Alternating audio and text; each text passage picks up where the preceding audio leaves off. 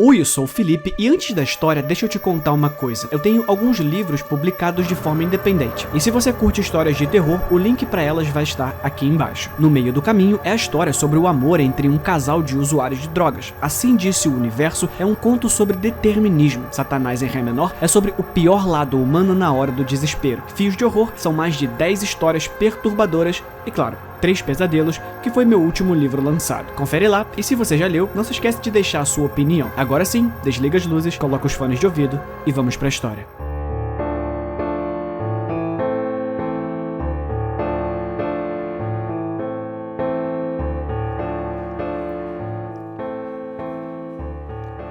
Essa coisa se apodera de você.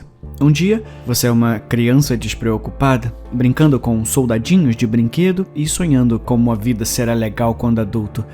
Você fantasia sobre os aspectos glamourosos, tipo ser capaz de dirigir, poder comprar brinquedos sem precisar pedir, não ter horário para dormir, ou talvez poder tomar sorvete no café da manhã. Tudo na vida adulta parece tão legal.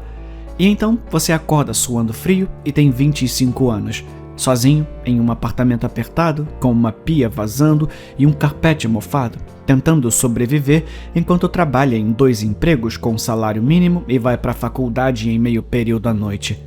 Nada disso é glamouroso. É como tudo o mais que parece fantástico antes de você experimentá-lo. Relacionamentos, empregos, liberdade. A vida é mais fácil quando você pode ser apenas uma criança e evitar responsabilidades. Mas tudo o que você pode fazer é desejar não ter dado como certo. Dessa vez, acordei suando frio porque estava tendo um pesadelo em que fui roubado. Há alguns dias, abri minha janela para deixar entrar um pouco de ar fresco e a moldura quebrou, emperrando e forçando-a a ficar aberta para sempre. Eu estava com medo de que alguém cortasse a tela e entrasse, e desde então tive vários sonhos vívidos e horríveis sobre isso. Mas, novamente, ninguém estava lá. Foi apenas um terror fantasma provocado pela minha paranoia. Não consegui voltar a dormir, então me levantei e coloquei um copo de água da torneira no micro-ondas para fazer chá. O apartamento era apertado, mas agora que eu estava solteiro, parecia terrivelmente grande e vazio. Tudo lançava sombras longas e retorcidas.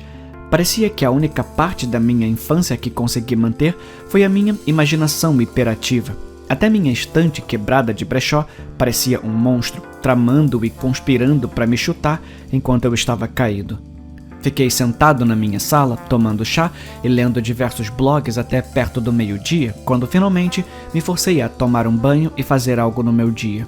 Pela primeira vez em 2 meses, tive folga de ambos os meus empregos. Meu hobby favorito era visitar os brechós e antiquários escondidos na cidade, que ficava a apenas 30 minutos de trem de distância. Então, vesti uma calça jeans e um suéter preto largo e saí correndo porta fora, com a escova de dentes ainda na mão. Fazia algum tempo que eu não tinha a oportunidade de conferir a cena de segunda mão, então fiquei realmente surpreso ao ver que a maioria das lojas que frequentava não movimentava muitos produtos. Eu apenas atribuí isso aos itens que estavam superfaturados e continuei seguindo em frente, na esperança de ver algo novo e interessante para que eu pudesse fazer a decoração da minha casa parecer um pouco mais sofisticada. Ao passar por uma fileira de vitrines que já tinha visto dezenas de vezes antes, notei que havia um grande banner escrito Inauguração pendurado em uma das janelas. Uma nova loja de antiguidades foi inaugurada recentemente, no lugar de uma loja de quadrinhos, e, pelo que parece, eles literalmente tinham produtos saindo pela porta. Havia um porta-revistas cheio de revistas antigas da National Geographic do lado de fora, ao lado de um porta-casacos com lindos casacos de pele pendurados e uma placa com uma seta apontando para dentro. O interior da loja cheirava a uma combinação de naftalina e cigarro velho, e pensei ter sentido um cheiro de uísque flutuando no ar também. No geral, gostei da atmosfera. Podia ouvir um violoncelo estalando nos alto-falantes escondidos atrás do balcão e parecia haver uma quantidade infinita de coisas para examinar. Em meia hora, eu tinha encontrado coisas suficientes que queria comprar que me custariam um braço e uma perna, sem falar no aluguel de 1 mês. Então, decidi me dar uma margem de manobra. Eu tinha algum dinheirinho extra na minha conta poupança, então disse a mim mesmo que poderia gastar uns 150 na loja. Encontrei algumas coisas, camisetas, algumas pinturas abstratas muito legais, nada que eu não pudesse levar no trem. Fiquei feliz em ver que só me custaria 120 no total, mas quando estava prestes a ir embora, notei um anel antigo no balcão de joias. Era esculpido em madeira, uma cerejeira escura, e tinha um grande topázio incrustado nele. Parecia um anel de classe, esculpido em madeira em vez de metal. Havia gravuras nele, um K de um lado da pedra e um M do outro. Achei que fosse coincidência porque essas eram as minhas iniciais. Quase parecia que eu deveria comprá-lo, especialmente depois de experimentá-lo. Serviu perfeitamente em mim e ficou fantástico na minha pele, o que era raro para mim. Era difícil usar joias porque meus tons amarelos faziam muitas cores parecerem muito estranhas em mim, mas o marrom compensava bem a minha cor e a ideia de usar um anel de novo era legal. Eu não usava um desde que minha noiva foi embora e minha mão parecia vazia sem ele. Tentei tirar o anel com medo de parecer muito ansioso. Quanto mais óbvio for que você quer alguma coisa, menos espaço há para pechinchar. Mas assim que comecei a tirá-lo, senti uma alfinetada no dedo. O anel me deu um pequeno corte com uma lasca de madeira. Reclamei com a balconista da loja que me pediu desculpas por isso. Ela me ofereceu um desconto no anel. Eu poderia comprá-lo por 50 em vez do preço original, o que era quase o mesmo que eu já havia gasto. Olhei para o anel no meu dedo, pensando em tudo o que passei recentemente, e decidi ir em frente. Eu merecia algo de bom e só precisava tomar cuidado para não me cortar de novo. E depois disso, como costuma acontecer, a vida continuou. Eu usava o anel todos os dias, aliviado por sentir seu peso no meu dedo, podendo me reconfortar com a sensação familiar de um anel. Meus pesadelos se estabilizaram e as coisas pareciam estar melhorando para mim. Recebi uma promoção em um dos meus empregos e o aumento salarial foi suficiente para eu largar o outro trabalho. Minhas notas estavam boas, entrei para a lista de honra do professor e até meu senhorio consertou a minha janela de graça depois de passar para ver como as coisas estavam indo para mim. Eu presumi que era apenas a maneira da vida, com todos os seus altos e baixos, mas toda noite e toda manhã eu encontrava meus olhos descansando sobre o anel. Eu quase me sentia como um homem novo, com confiança e vigor, mas pensar que eu tinha pego um anel da sorte parecia bobo. Estranho para mim, no entanto, que quando cheguei em casa depois de comprar o anel, não conseguia encontrar nada de errado com meu dedo. Sem casquinha, sem marca, sem farpas, mas eu sabia que tinha me machucado. Até havia um pouco de sangue. Não dei muita importância, mas às vezes percebia que nunca tirava o anel. Nem mesmo para tomar banho, o que eu sabia que era ruim, mas eu estava quase com medo. Eu odiava a ideia de lascas me cortando e não queria pegar outra. Então, continuei usando. Como eu disse, a vida continua. Logo, se passariam 6 meses e minha vida estava consistentemente boa. Eu até superei meu término o suficiente para começar a namorar de novo. Sempre tive um sistema imunológico bastante forte, então, quando comecei a ficar doente, fiquei realmente surpreso. Eu não tinha certeza do que causou, se era uma gripe, uma alergia ou algo assim, mas me atingiu muito forte e muito repentinamente. Acordei vomitando, adormeci vomitando e a comida fazia minha garganta parecer que estava sendo cortada com facas. Eu estava doente por cerca de 3 dias quando percebi pela primeira vez que o dedo em que eu usava o anel estava ligeiramente descolorido, tinha um tom esverdeado e havia um ponto vermelho na área onde eu havia pego a lasca quando o comprei pela primeira vez. Tentei tirar o anel para olhar embaixo, mas não saía. Eu não estava muito nervoso. Meu dedo parecia um pouco inchado em comparação com os outros, mas eu estava preocupado que teria que cortar o anel se sabão e água não o fizessem deslizar com mais facilidade.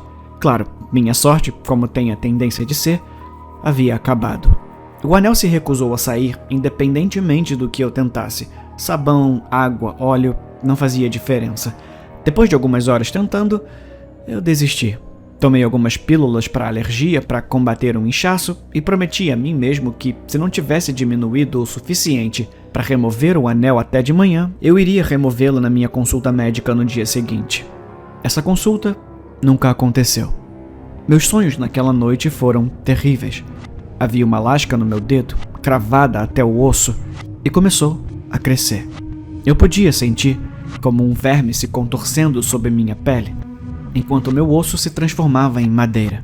Minhas veias, minha pele, meu cabelo, galhos, folhas e casca.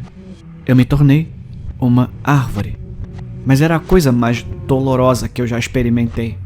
Eu podia sentir meus ossos se expandindo. À medida que meus órgãos explodiam, o sangue saía pela minha boca. Eu queria arrancar minha própria garganta para me poupar da dor, mas já estava coberto de casca. Meus braços estavam congelando no lugar como galhos de árvores. Eu estava crescendo, mais alto e gigantesco até, e podia ver a terra abaixo de mim. Olhando cada vez mais longe, eu podia ver as estrelas acima, sentir a brisa passar por mim. À medida que o tempo se estendia e começava a subir, o sol dançava em minha casca, quase me fazendo cócegas, e eu queria esticar e alcançá-lo para poder ficar mais perto, para poder ficar mais quente. Outras árvores surgiram ao meu redor e a vida continuou. Eu observei enquanto animais faziam ninhos em mim. Fiz amizade com as outras árvores, nossos galhos crescendo juntos como se estivéssemos de mãos dadas. Senti a dor quando as pessoas começaram a se mudar, derrubando os amigos que eu havia conhecido, cortando os arbustos pelos quais me afeiçoei enquanto os via amadurecer. E então tive que lidar com a dor física. Crianças que entalhavam seus nomes em meu tronco, jardineiros que cerravam meus braços para deixar mais luz passar pelas janelas da casa que foi construída na minha frente. Não sei quanto tempo estive lá, mas depois de um tempo, uma nova família se mudou. Eu nunca os vi de perto, porque tinham um bebê e estavam ocupados cuidando deles para brincar perto das árvores, mas tinham um gato que vinha e perseguia esquilos. Ele ficava aterrorizado em me ver e nunca se aproximava muito das minhas raízes, quase como se soubesse que eu não era apenas uma árvore. Eu tinha uma consciência que não deveríamos ter. Eu existi por anos. Eu existi por décadas. Vivi tanto tempo que esqueci que um dia fui humano. Como árvore, eu não podia falar. E todos nós nos estendíamos em direção ao sol como um só. Então, eu era apenas uma árvore. Uma delas. Até eu nascer. Não eu como uma árvore, mas como uma criança. Lá, com uma van em movimento, vi rostos familiares. Eu não conseguia identificá-los porque tudo que eu conseguia lembrar era da minha vida vegetal. Mas então, eles me tiraram do banco do carro e me ergueram para olhar a nova casa deles. E eu reconheci o que estava acontecendo. Eu estava observando minha própria vida se desenvolver. O eu humano, tinha 7 anos quando percebi por que isso estava acontecendo. Não sei se acreditei no destino quando tive minha primeira chance de ser humano, mas com certeza acreditava agora. Observei enquanto um pequeno eu subia nas árvores, quase descuidadamente, balançando-se de galho em galho e pulando como se a mortalidade não fosse um problema. E então, o tempo congelou. Eu vi o pequeno humano soltar um galho muito cedo. Ele não conseguiu agarrar outro galho a tempo e se debateu em câmera lenta ao cair. Minhas raízes, retorcidas e salientes, estavam bem abaixo dele. Observei seu rosto e vi sua boca aberta para gritar.